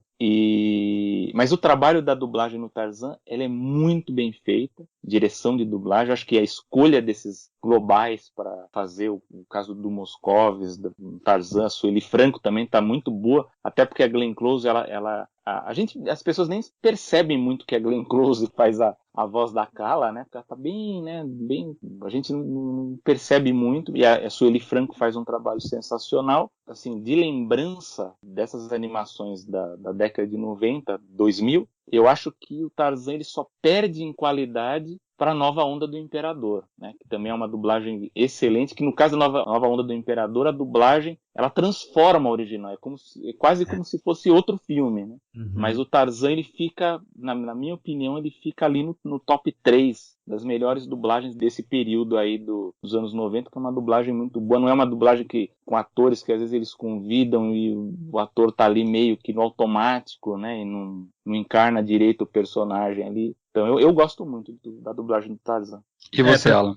Pra mim funciona super também, é super redondinho. E assim, eu fui descobrir que era do Moscovis e a Sueli, tipo, muito depois, sabe? De tanto que eles não ficaram com aquela voz super marcada, né? Talvez, mesmo vendo hoje em dia, eu fico assim, tipo, é o do Moscovis. É o do Moscovis mesmo? Mas será que é mesmo? Eu acho que funciona muito, é muito redondinho, muito profissional e realmente é também uma das minhas animações em que a dublagem ela funciona super. E nossa, citando Nova Onda do Imperador, a gente tem que fazer um programa só sobre ele, porque assim, é um trabalho realmente incrível. E é uma das animações em que, assim, não tem tanta graça em inglês, porque a dublagem brasileira realmente transformou. Aquilo, pra mim, é quase uma produção original brasileira, assim, de tão bom que ficou, assim. Mas já que a gente já tá falando de trilha sonora, né, e é legal a gente falar, então, da trilha de Tarzan, que pra mim é uma das mais incríveis, uma das que mais me toca. É uma dos motivos por eu assistir na versão original, com as vozes originais, porque o trabalho do Phil Collins, pra mim, ali é muito incrível, e também as músicas em português com o Ed Mota, apesar de eu não ser muito fã do Ed Mota, também funciona. Infelizmente, não queria dar meu dinheiro pra ele, mas funciona super. O que a gente tem pra falar sobre a trilha sonora de Tarzan? A gente pode começar falando também que a trilha, o Phil Collins ganhou o Oscar e o Globo de Ouro de melhor canção e o Grammy de melhor trilha sonora. E também, quando o Phil Collins foi chamado para o projeto, ele já estava há um tempo falando para o pessoal da Disney que ele queria muito trabalhar numa animação, e a Disney, por ele ser um músico mais pop, ia fazer com que o filme não parecesse um conto de fadas, tô certo?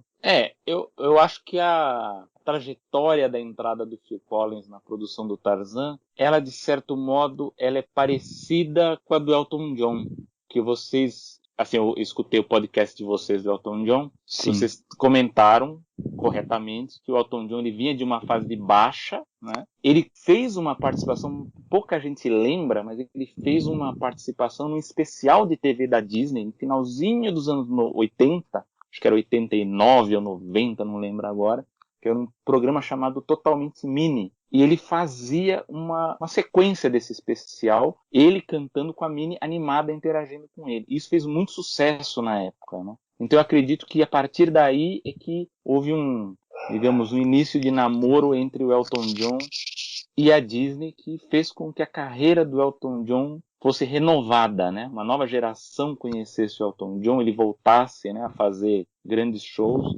E o Phil Collins foi meio parecido. O Phil Collins ele também estava numa fase que ele estava aparecendo um pouco menos, né? Talvez ele tenha percebido essa reação que houve na carreira do Elton John devido à participação no Rei Leão. E aí houve esse contato, essa aproximação do staff do Phil Collins com a Disney para fazer as canções, né, do Tarzan. E assim, eu acho que a trilha é fantástica, eu gosto muito, embora eu ache que tem muitos puristas, né, de animação que criticam o fato da música ela não ser um musical tradicional da Disney, no sentido que são os personagens cantando, porque no caso ali a gente vê o Phil Collins narrando, né, ajudando a contar a história do Tarzan através da música. Mas eu acho que foi uma trilha muito, assim... Eu sei que tem, né, quem tem os extras do DVD, enfim, não sei se o Blu-ray tem os extras também,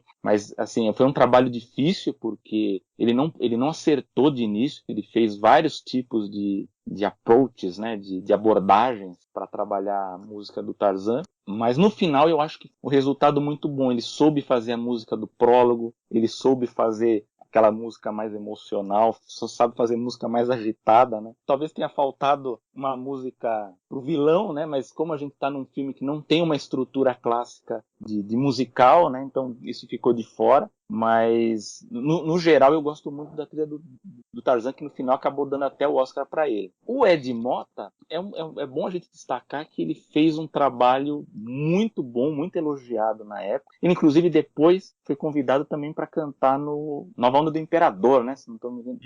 E antes do Tarzan, ele também tinha cantado a música dos créditos do Corcunda de Notre Dame para Disney. Isso, exatamente. Então ele fez um ótimo trabalho, foi muito respeitoso. Eu lembro que ele, na época, deu várias entrevistas falando sobre esse trabalho. Então ele falou com muito respeito, né, sobre o trabalho no filme e também em relação ao Phil Collins. Então eu acho que o trabalho dele nesse filme ele é muito elogiado. E vale a pena destacar que, ao contrário de outros filmes onde os atores tomaram esse protagonismo no marketing, o Phil Collins talvez tenha sido o primeiro compositor que acabou servindo de destaque de marketing para o filme, porque o Elton John não foi.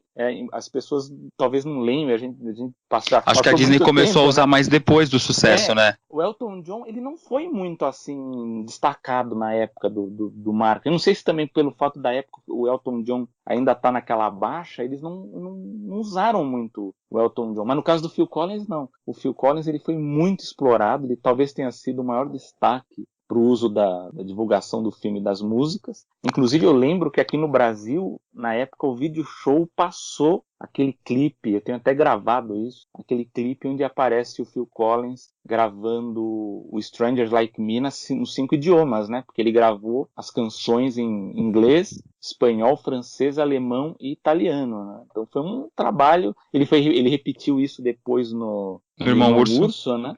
Não, e vale lembrar também que o Phil Collins nunca tinha cantado nesses idiomas, ele teve que aprender para poder fazer a participação e cantar. Uma pena que ele não cantou, assim, tipo, a versão do Ed Mota é incrível, mas seria muito legal ele também ter cantado as músicas em português, né? Bom, talvez, eu não sei, talvez ele até tenha tentado fazer em outros idiomas, mas talvez o sotaque tenha pesado, aí já não deu muito certo, né? Não, eu fico imaginando ele tentando cantar em português. Gente, se vocês ouviram o último álbum da Madonna, ela cantando em português, assim, norte-americano não sabe cantar, gente, em português direito. A língua é muito difícil para eles. Léo, não, essa ideia não ia funcionar, com certeza. Eu acho que realmente o português ele é uma língua muito difícil. Dizem que inclusive o Phil Collins ele teve até dificuldade no italiano, né? Bom, alemão e italiano são também, pro americano não é muito fácil, né? Mas português realmente é difícil. Deixa eu contar uma curiosidade para vocês, acho que acredito que vocês devem saber. A canção You Be My Her, ela foi a última Oscar da Disney. A Disney ganhou o Oscar de melhor canção com essa canção em 2000 e depois só voltou a ganhar o Oscar novamente em 2012 com o curta Aviãozinho de Papel. E vale lembrar que o Phil Collins declarou que era tipo uma canção de ninar que ele tinha feito para a filha dele, né? Exatamente. Aliás, uma coisa irônica em pensar em Oscar, porque foi nessa época, né, que que a Disney ela ganhava muito Oscar de melhor trilha sonora e melhor canção. E aí eles começaram a tentar criar mecanismos para impedir a Disney de ficar ganhando sempre, né? Que até naquela época que criaram a tal da melhor trilha dramática, melhor trilha de comédia, porque a Disney estava abocanhando todos, né? Abocanhando tudo. Aliás, no caso do Tarzan, eu acho que nesse caso eu gosto de destacar muito o trabalho do Mark Mancina, que fez a trilha instrumental, porque ele é ele não é muito assim badalado, né? Um compositor meio que, né, as pessoas não falam muito dele, mas ele é um compositor que sabe lidar muito com percussão e com sons naturais, né? Sons da natureza. Então, tanto no Tarzan, depois ele fez o Irmão Urso, recentemente ele fez a Moana. Então, ele é um compositor muito bom para inspiração de sons de natureza. Talvez o melhor filme, assim, para mim, a melhor trilha que ele compôs foi pro filme Twister, aquele filme dos tornados. Uhum. Esse filme eu vi no cinema, lá no Shopping Eldorado, na época que tinha instalado o som digital. E é um filme impressionante. Assim, quem puder assistir o Twister com um sistema de som muito bom, a combinação que há entre a trilha e os efeitos sonoros de natureza, né? Uma coisa muito impressionante o trabalho dele. Então acho que no Tarzan, que foi o primeiro trabalho dele em longa da Disney, a gente vê esse tipo de qualidade. Então, eu chamo a atenção para quem for rever o Tarzan, prestar muita atenção nessa trilha instrumental, porque ele é um especialista nesse tipo de aspecto, né, de conjunto de trilhas. Uma curiosidade legal também que eu estava vendo é que Tarzan teve 3 clipes divulgados. Isso prova o que você estava falando, que a Disney usou muito forte o nome do Phil Collins para fazer a divulgação do filme. Um deles até trazia a banda NSYNC, que estava estourada no momento, cantando a música... Eu nem lembrava disso. Do que? Das trilhas dos clipes ou do NSYNC? Não lembrava do NSYNC, não lembrava mesmo. Eu tava revendo o clipe, achei maravilhoso rever o Justin novinho cantando com o cabelo todo encaracoladinho. Nossa, não lembrava disso, não. Acho que sobre a trilha a gente já falou tudo, né, gente? Alguém quer complementar mais alguma coisa? Não, sobre trilha não. Assim, o que seria legal a gente falar também, do ponto de vista da animação, da equipe de animadores, que a gente já falou alguma coisa aqui do trabalho complexo do Glenn Keane, né, fazendo Tarzan, o Ken Duncan fazendo a supervisão de animação da Jane. Eu acho legal citar um animador muito bom, um animador espanhol chamado Sérgio Pablos, que ele foi o supervisor do Elefante Tantor, né? E depois ele faria o Dr. Doppler no Planeta do Tesouro. Ele fez outros trabalhos, ele é responsável também pelos Minions, o Meu Malvado Favorito, né? Ele também foi o co-criador do Meu Malvado Favorito, e agora ele está dirigindo uma animação tradicional, independente, chamada Klaus, que é uma coisa que está todo mundo esperando para ver. Eu acho que talvez seja de 2019 a animação que estou mais esperando para ver, porque o trabalho dele é muito bom. Assim, ele é considerado até um animador, um supervisor chato. Eu já ouvi gente de animadores que trabalharam com ele e falaram assim, não, esse cara ele é bem chato mesmo, com qualidade. Inclusive ele é acusado de overacting, né, de exagerar na atuação dos personagens. Se você olha o Tantor, talvez até mais no Dr. Doppler, você vê que ele colocou mais desenhos ali, o personagem se mexe mais até do que o necessário, né? Mas é uma coisa assim que mostra o detalhismo desse animador, né? Você assiste o Dr. Doppler, assim, quando eu falo conto isso para as pessoas vão ver o filme e falam, nossa, realmente não tinha parado para pensar muito nessa questão da atuação do personagem, né? Mas chama muita atenção, ele é um animador muito detalhista, e a primeira vez que ele supervisionou um personagem foi no Tarzan, foi fazendo esse personagem, o Elefante Tantor, e aliás é um bom destaque para a gente ficar de olho esperando aí esse filme Klaus, que parece que... Ele já tem distribuidora no Brasil ou não? No Brasil eu não sei, mas ele estava sendo exibido no Festival de Annecy lá na França. Sim. E está sendo muito elogiado, né? Eu espero que venha para cá, porque vai ser uma grande chance da gente ver uma animação de boa qualidade. Esperar. Fala mais alguma coisa? Só quero comentar que o Bill Maher eu sempre choro e eu odeio isso, sabe? Eu posso dizer que a trilha sonora do Tarzan pode chocar muitas pessoas. É a minha favorita da Disney, acredito eu. Eu acho que ela é a mais completa. Outra coisa que eu queria falar com vocês é que o Tarzan tá cheio de easter egg. Não sei se vocês já viram muitos deles. Os mais conhecidos são a silhueta do Mickey, que aparece em vários momentos do filme. E também tem os personagens, a Madame Samovar e os outros personagens, e o cachorrinho da Mulan. Vocês verdade. notaram mais algum easter egg no filme além desses? Eu não lembro, você sabe que na época eu adorava caçar easter egg desses filmes, né? Mas você acabou citando talvez os mais famosos deles, né? Seriam os que eu citaria, né? O Madame Samovar, o Mickey, essas participações, essas aparições especiais no filme. Alan, você lembra de mais algum? Não, eu acho que pelo que eu lembro é meio isso, mas esse negócio de easter egg foi o que causou a grande teoria da Disney, que a Jane é neta da Bella, porque ela herdou, né, o conjunto de chá da Bella. E também a outra teoria, assim, a gente ia ser massacrado se a gente não citasse, que será se Tarzan é irmão de Anna e Elsa? Será que o barco em que Ariel acha as coisas é do naufrágio do barco do Tarzan? Eu amo essas teorias porque eu acho todas sem sentido algum, mas eu amo acreditar que elas podem ser verdade. Eu amo a forma como as pessoas são mais loucas do que eu. Posso dar um exemplo que pode deixar mais louca a teoria da Bella ser... O que ela é da Jane? Ela é mãe? Vó? Vó da Jane. Vó. Vocês repararam que o vestido da Jane lembra muito o vestido do baile da Bella. Ele tem o mesmo esquema. E tem um outro easter egg que eu tava fazendo aqui, o roteiro que eu percebi. Tem uma fala igualzinha, tanto na Bela e a Fera quanto no Tarzan. Que é quando o Kershak tá morrendo e depois que ele toma o tiro e ele vê o Tarzan chegando, ele fala, você voltou, ele afirma. E é a mesma fala que a Fera diz pra Bella quando a Fera tá morrendo no final do filme. Essa coisa eu não tinha notado e lendo sobre o filme, eu vi uma pessoa comentando isso e eu vi que faz sentido, porque é a mesma entonação que os dois personagens falam. Então, provavelmente, deve ter sido alguma referência que os animadores ou o pessoal da equipe acabou usando de um filme para o outro. Tem essas teorias, essas teses de universos compartilhados, né? Que nem o da Pixar, né? Que seria tudo... Você acredita nisso, Selby? Não acredito em nada. Acho tudo besteira, porque os filmes são pensados de forma independente. Eu acho que no Tarzan, eu acho que talvez um problema que exista que as pessoas... Acho que até ajuda a alimentar esse tipo de coisa é o fato de que eles não adaptaram a história toda como originalmente prevista, porque a história previa mostrar o Tarzan voltando para o continente, né? Ele iria voltar para o mundo, iria para a Inglaterra, onde teve... Como acontece nos filmes, né? Em outras adaptações a gente vê esse retorno dele, né? Mas eu acho que a Disney ela quis fazer uma coisa mais...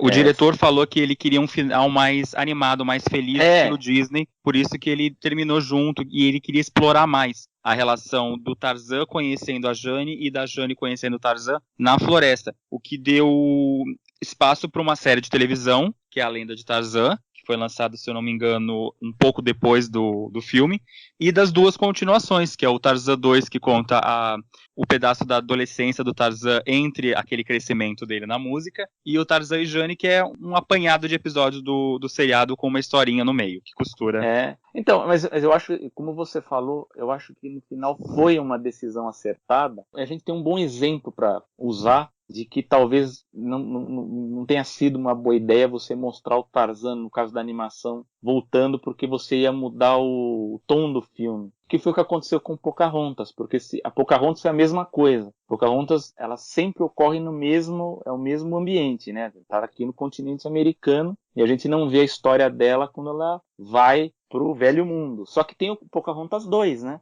E se a gente assiste o Pocahontas 2, que é um bom filme, por sinal, tem gente que não gosta, eu amo o Pocahontas 2. Eu acho até que do ponto de vista narrativo ele é mais interessante até do que o primeiro em várias coisas.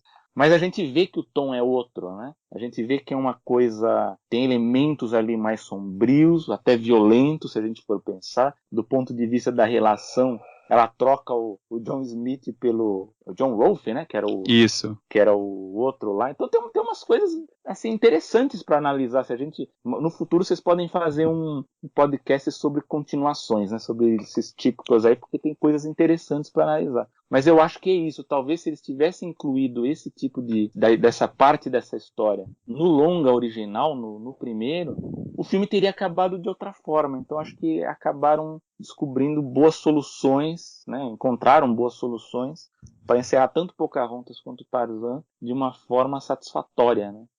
Alan? Morri aqui. Eu só tava Deixa eu pensar, pensando então. que o que eu mais gosto em Pocahontas 2 é ela trocar um macho por outro macho, ela fica em dúvida em dois machos, que eu me identifico. Eu me identifico, Pocahontas, tá? Eu tô com você nessa. Vamos falar um pouco sobre Tarzan na Broadway, então? Posso só fazer um comentário antes de você falar sobre a Broadway, Alan? Então, Eu por tava que você não falou pesquisando. quando a gente teve 5 minutos de silêncio? Não, porque eu pensei que você queria complementar alguma coisa da Pocahontas. Então, eu só queria comentar que, tipo, também pelas pesquisas eu vi que pela primeira vez no Tarzan ele traz uma morte explícita de um personagem da Disney. Quase todos eles acabam caindo de penhasco, acontecendo alguma coisa que não mostra o que realmente aconteceu. E no Tarzan é a primeira vez que a gente vê, por uma sombra, mas a gente acaba vendo que o personagem do Clayton morre enforcado.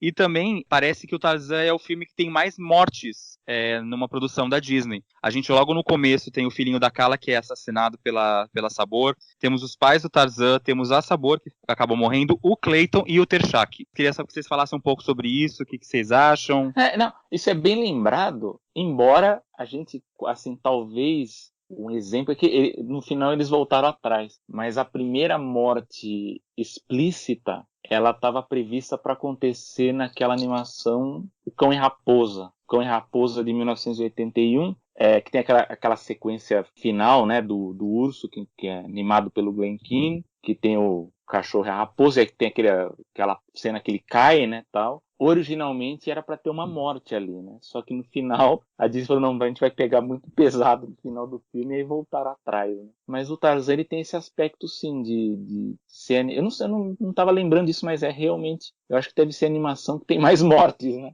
Eu parei pra pensar e eu falei, eu não consigo lembrar de outra animação que tenha tantos personagens que acabam morrendo, até as atuais, tipo o Frozen, ele começa de uma forma mais trágica com a morte dos pais da Anne e da Elsa. A Rapunzel a gente tem a morte que não mostra muito da mãe da Mama Gothel, que tipo, não é explícita, mas é uma morte, tipo, também que pode acabar chocando as crianças. Mas eu acho que o Tarzan é o desenho animado da Disney que a gente tem mais personagens falecendo durante toda a trama do filme.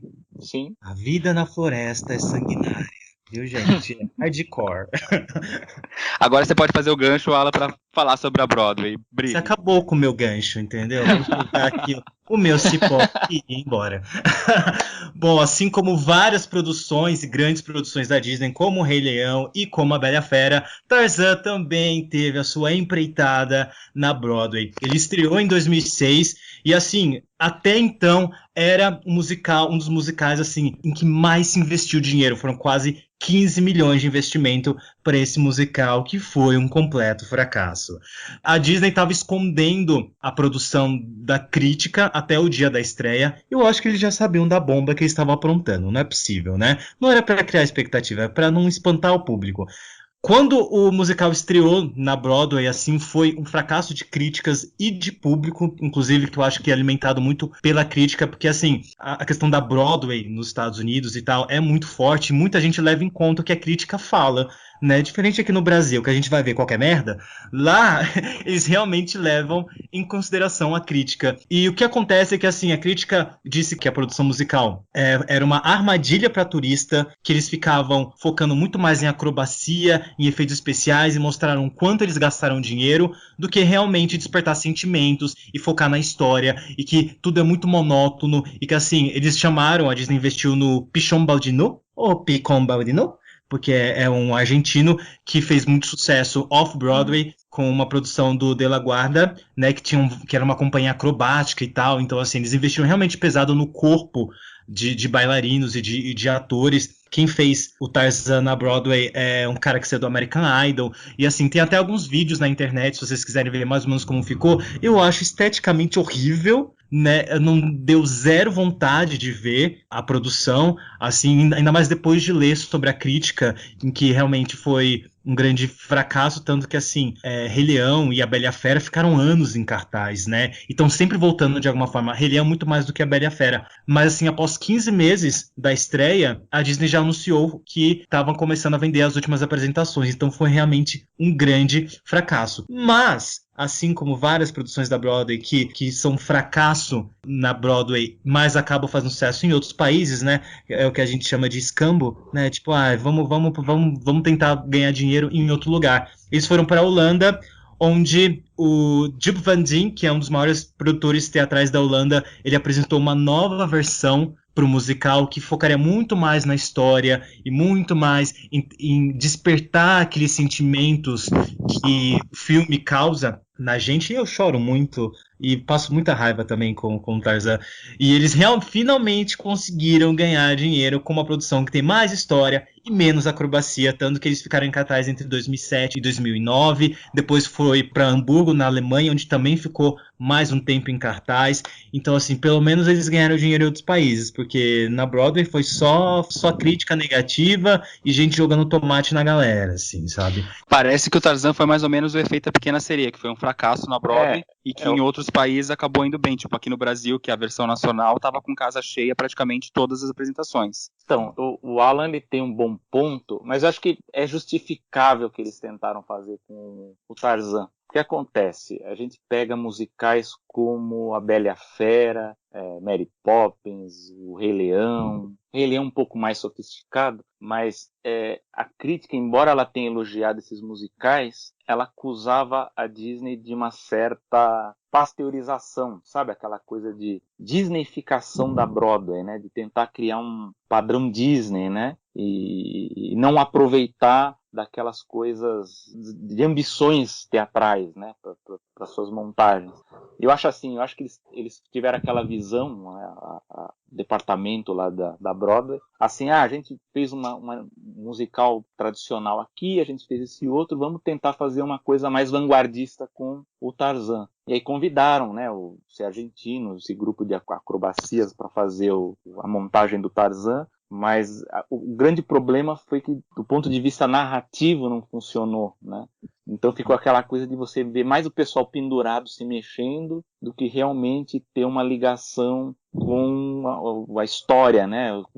Eu não via o Frozen agora, né? Mas o Frozen dizem que ele é mais tradicional. Mas eu sei que de tempos em tempos a Disney ela tenta ousar para tentar agradar uma parte da crítica que espera que a Disney faça algo diferente. Então, eu acho que talvez a pior montagem, a pior coisa que eles tentaram fazer nesse sentido foi A Pequena Sereia, que é uma coisa muito, assim, na época que destoou muito do que era esperado, embora você tenha pontos positivos aqui, especialmente do elenco e da parte musical, né, que era elogiado, mas a montagem em si, as roupas, como que era encenado, os cenários, tudo foi muito criticado. Mas é aquela coisa que vocês já citaram, esses musicais eles acabaram ganhando nova vida quando montados fora da Broadway, né? Então você pega o caso da Holanda, onde o Tarzan fez um grande sucesso, eu não sei se ainda tem no YouTube, mas você tinha programas com tipo reality show mesmo para ver quem cantava melhor, quem atuava melhor no papel do Tarzan. Então lá fez muito sucesso, na Alemanha também. O Corcunda de Notre Dame, que é um musical muito assim que a Disney tem medo de montar na Broadway, fez sucesso na Alemanha, muito forte. E como o Léo citou, A Pequena Sereia, embora a gente possa criticar uma coisa aqui e acolá, eu acho que A Pequena Sereia que foi montada aqui, ela é superior ao que eles tentaram fazer lá, né, de mais vanguardista, mais sofisticado. Aqui não, aqui quem foi assistir foi ver algo que era bem mais próximo do filme, bem mais, né, reconhecível, acho que satisfez mais o público, né. Então acho que o Tarzan aconteceu muito disso, acho que realmente ele naquele momento ele era uma armadilha para turista. Você acha que tem chance do Tarzan vir para o Brasil em algum momento? Eu acho difícil. Por quê? Porque, eu não sei, eu acho que a Disney ela trabalha muito com questão de hype, né? Talvez, se tiver uma produtora interessada, enfim, tal, mas eu não sei se a própria Disney ela estaria interessada em bancar, né? Porque vamos concordar, A Pequena Sereia foi um grande fracasso na Broadway, e aqui no Brasil eles conseguiram, até onde eu sei, a Disney meio que liberou de tipo, criem o que vocês quiserem criar, vamos ver se dá certo. Conseguiram fazer um musical mesmo com alguns problemas, acertado. Por que não tentar fazer uma coisa com um outro musical que ainda não, que não funcionou e que funcionou em alguns países da Europa, tentar fazer uma nova roupagem, já que tudo que a Disney traz para o Brasil é garantia praticamente de sucesso, já que a Bela Fera, Rei Leão, a própria Pequena Sereia, praticamente toda a temporada é sinal de casa cheia, porque o público vai consumir o produto. Sim, não, eu acho assim, eu acho que se aparecer uma produtora disposta a bancar e, enfim, conseguir os direitos lá com a Disney e tal, ok, eu acho que inclusive tem até potencial, mas eu acho que Tarzan ele tá meio no grupo do Corcunda de Notre Dame, que a Disney deixa ali meio que são projetos de gaveta, sabe, assim, ó, nós temos esse aqui para oferecer, se você quiser montar, você monta. Acho que é diferente de outros musicais, no caso da Bela Fera, do Rei Leão, até Mary Poppins, que são projetos que a Disney ela realmente divulgava, ela queria forçar mesmo que os diversos mercados investissem numa montagem para, né, apresentar para o público. Mas eu acho assim que do ponto de vista de público, talvez Tarzan fosse bem sim. Mas eu não sei se a Disney estaria disposta ela a ter esse passo, né, para bancar, né, tal, né. Mas vamos ver, né? Quem sabe aparece. Veio a Pequena Sereia, né? Pode vir Tarzan também. Vamos quebrar nossos cofrinhos, fazer uma soma de quanto que a gente tem de dinheiro, a gente pode tentar comprar os direitos. Deve ser caro. Não tá fazendo dinheiro mesmo, a gente tenta fazer sucesso. Eu sou um fã do Corcunda de Notre Dame, eu gostaria de ver o Corcunda de Notre Dame. Mas eu acho que o Corcunda é mais caro. A gente começa com o Tarzan, faz sucesso, ganha dinheiro e compra o Corcunda. É essa a ideia. Aí a gente traz já o Aladdin, eu já tô com a ideia na minha cabeça. Tarzan, Corcunda, Aladdin. Mas você ia querer o Tarzan com o pessoal se balançando lá? Ah, acho que sim. Tem um teatro bom aqui que o pessoal pode ficar se balançando pela cortina. Agora é o seguinte, o Aladdin eu assisti na Broadway. O Aladdin ele tem um probleminha. É outra história. Eu gosto de trazer convidado rico que vai assistir Aladdin na Broadway, né? A gente só fica assim, na vontade. É um negócio seguinte, o Aladdin ele é um musical muito bom, ele é um musical menor se comparado a outros como Bela Fera, o Rei Leão, enfim. Só que é o tipo de musical que eu acho assim, tem que tomar muito cuidado. É mais ou menos como o que aconteceu com o filme. Eu acho que é muito fácil ficar uma coisa brega demais, assim, muito estranha. Então é um tipo de musical difícil para adaptar. Não é uma coisa tão fácil, não. Acho que a gente acha assim, porque é fácil, é mais barato, assim, mas tem armadilhas nesse tipo de projeto. Mas eu gostei do Aladdin, né, na Broadway. Gente, queria saber o veredito final de vocês. O que vocês acham de Tarzan? A gente falou que ia falar pouco aqui, mas a gente já falou pra caramba. Quero saber a opinião de vocês de Tarzan. O que vocês acham? Vocês gostam, não gostam? Nota que vocês dão pro filme? Histórias pessoais, se vocês tiverem alguma história legal, pessoal, pra contar. Eu posso contar uma que, não vi Tarzan nos cinemas, na época eu não ia muito ao cinema, mas eu lembro que quando eu comprei o VHS do Tarzan, eu tinha acho que 10 anos, 11 anos, eu praticamente assistia seguidamente, porque eu gostei tanto da história, das músicas, como eu já falei, eu sou apaixonado pela trilha sonora, é uma das minhas favoritas da Disney, eu gostava muito, e meu VHS praticamente, coitado, deve sofreu muito, porque foi muito visto. Quero saber um pouco de vocês. Eu queria comentar um negócio da Broadway rapidamente, que assim, eu acho que um musical que eu queria muito ver é Hércules, e eu acho que Hércules aqui funcionaria muito mais do que Tarzan, porque apesar de Tarzan, e aí eu já entro nessa questão da questão emocional, Tarzan marcou muito a minha geração, da galera que nasceu em 90, 91, 92, porque foi muito um dos primeiros filmes que a galera começou a ver no cinema. Quando eu pergunto pros meus amigos isso, eu venho perguntando, quando eu tinha um remake, eu ficava perguntando pros meus amigos, qual foi o primeiro filme que você viu no cinema? Muita gente falava Tarzan, e muita gente tem esse apego emocional com Tarzan, que inclusive eu também tenho, porque eu lembro que ele não foi o primeiro que eu vi, mas ele foi, eu acho que o primeiro filme da Disney que eu vi no cinema. E que eu lembro que eu saí apaixonado, que eu queria o VHS, eu nunca tive VHS do Tarzan, mas eu alugava muito e eu era apaixonado por Tarzan. Então eu tenho muito esse apego também emocional, mas também porque é um filme muito bom, sabe? Depois que você cresce e você analisa melhor, você fala, realmente é um filme muito, muito, muito, muito bom. Mas quando a gente pensa em trilha sonora, até na série, talvez eu acho que Hércules funcionou muito mais por causa da série animada. Muita gente lembra da abertura, e aí quando eu vou falar de Disney Cruise, eu falava, passava Hércules, ou no sábado de manhã no SBT passava Hércules, então eu acho que Hércules, ai, como eu queria o musical de Hércules, eu acho que ia ser incrível. Mas de Tarzan é isso, eu acho que é um filme que pra mim funciona e é um filme que eu gosto de ver. Ele tá entre as minhas animações favoritas. Não sei se ele tá no meu top 10, mas ele tá muito ali, assim, sabe? Ou ele é 11 ou é 12, assim. Então é uma animação que eu adoro e que eu sou apaixonado mesmo. Você falou do Hércules, eu acho que a série é uma coisa muito bem feita, né? Inclusive eles convidaram muitos atores famosos para quem assiste no original. A história é muito boa, assim, eu acho, recomendo para quem não conhece a série do Hércules assistir, porque realmente é muito boa. Enfim, sobre Tarzan, eu acho que é um filme que eu gosto muito, já comentei bastante. Tá no meu, dos anos 90 ali, um dos melhores. Eu vi no cinema.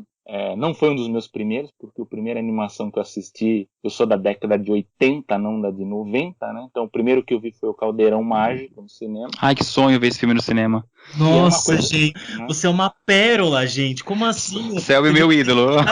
Eu vi o Caldeirão Mágico com aquela telona, né? Com aquele formato, uma coisa. Era muito impressionante ver o Caldeirão. Mas enfim, voltamos ao Tarzan. O Tarzan, aproveitando que o Alan falou, que eu acho interessante fazer a ponte. Há quem diga, uns anos atrás havia muito essa discussão, de que o Hércules era o chamado fim dessa era de renascença Disney, né? Dessa era noventista que teria começado. É aquela eterna discussão, onde que começou essa era e onde é que terminou, né? Então, por muito tempo se convencionou que essa era começou com a Pequena Sereia e terminou com Hércules, né? Isso tem muito a ver com a posição tomada pelos executivos da Disney de criar aquele padrão de musical com padrão de lançamentos. Hoje, para quem é bem mais novo, talvez não tenha essa percepção, mas hoje o que a gente vê, esses lançamentos evento que a gente vê dos filmes da Marvel, dos filmes do Star Wars, na década de 90 eram os da Disney. Eles faziam grandes eventos de lançamento. Então, Pocahontas foi lançado no Central Park, em Nova York. O Hércules, eles levaram aquela parada elétrica, a Main Street Electrical Parade do parque, para Nova York, na Times Square, passaram aquela parada. E o Tarzan também foi um grande evento. Talvez o último grande lançamento, assim, em matéria de evento, foi Fantasia 2000, que tecnicamente é um filme dos anos 90, porque os segmentos foram produzidos ao longo dos anos 90. Então, o Tarzan, ele é, na minha opinião, talvez junto com Fantasia 2000, se a gente quiser colocar ali uma rabeira, o final dessa era, porque depois vem aqueles que a gente chama, entre aspas, de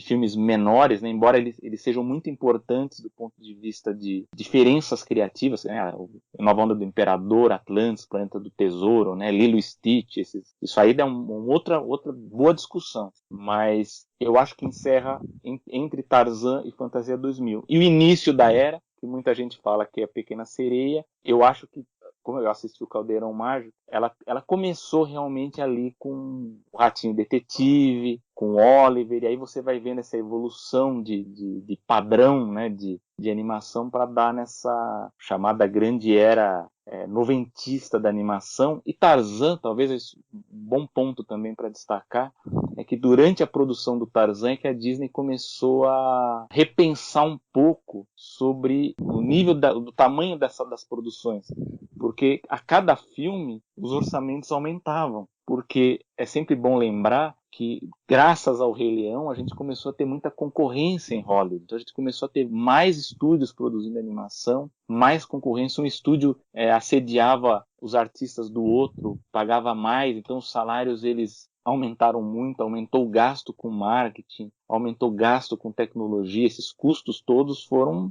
Embora a gente tenha aquela coisa de falar que a tecnologia ela barateia a produção, e de certo modo isso é verdade, no caso de uma Disney, esses filmes eles são muito sofisticados. Então, o orçamento, se não me engano, o orçamento do Tarzan era de 130 milhões, que era uma coisa muito alta para a época, né?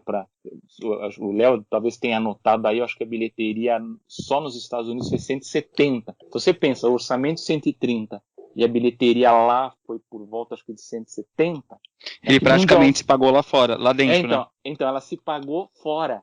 E é nesse ponto que eu quero chegar. Durante a produção do Tarzan, houve reuniões sérias com toda a equipe, com diretores, produtores, animadores, sobre essa questão, a queda do arco dessa renascença, né? Porque, não que os filmes eram ruins, muito pelo contrário, os filmes são bons, só que o retorno não estava sendo mais aquele esperado se comparado aos primeiros filmes da década de 90, que custavam 30 milhões e rendiam 200 milhões. Então, se você pegar a diferença numérica, os primeiros filmes da década de 90, eles tiveram um retorno muito grande, muito maior. Então até tem fotos, eu não lembro agora, foi até o Ken Duncan quem postou no Facebook, mas há fotos dessa reunião, né, dessas reuniões em que eles juntaram todos os animadores para falar, olha gente, talvez a gente tenha que reduzir o staff, ou reduzir o número de filmes, ou repensar, porque o custo aumentou muito, né? Não sei se vocês comentarem em algum podcast que era a importância do home video, né?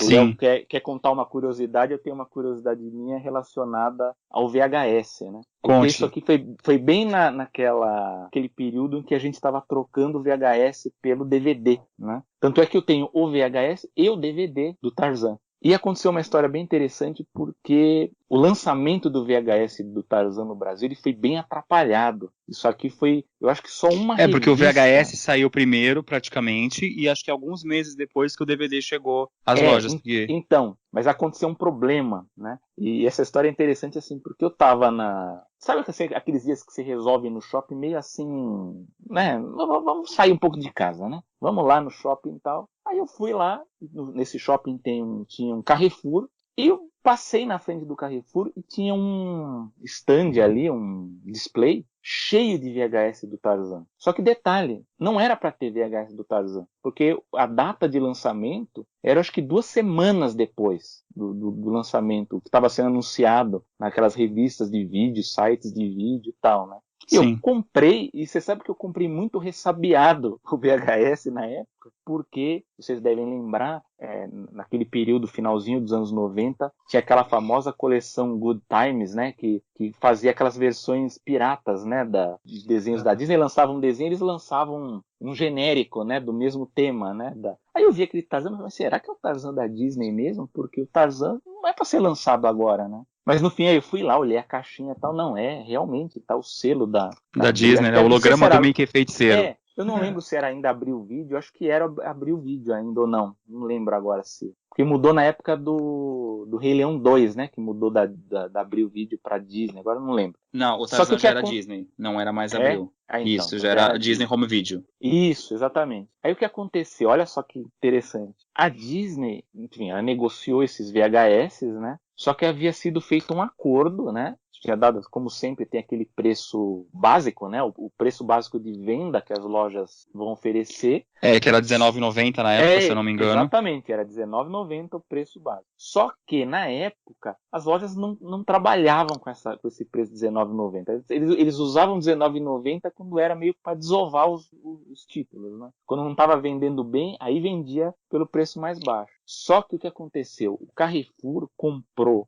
um lote muito grande desses VHS e acabou furando a concorrência. Então eles lançaram, acho que 1 semana ou 2 semanas antes, e pelo preço mais baixo. Eles venderam por R$19,90. Isso acabou criando assim um terremoto, assim, digamos, no comércio, né, das lojas que vendiam VHS, porque o Carrefour furou, oferecendo o Tarzan antes por um preço muito baixo, né? E isso eu lembro bem porque eu lembro que algumas lojas deixaram, eles escondiam o Tarzan, meio assim de dar troco, né? Assim, já que a Disney deixou prejudicou, o né? Vender, prejudicou, você ia em outras lojas concorrentes e tinha o Tarzan para vender, só que esse VHS ele ficava meio escondidinho ali, você podia, se você perguntasse, você encontrava, mas ele ficava escondido. E não foi culpa da Disney, né? Foi culpa mesmo da loja, né? Isso aí é para pontuar a importância que tinha o home video na época, porque acho que vale a pena a gente fazer em breve um novo programa só para falar dessa parte de home video, porque que é um assunto que pode render muito mais. Isso, então, porque o VHS ele somou muito para o retorno financeiro dos filmes, né? E o Tarzan ainda foi um dos grandes beneficiados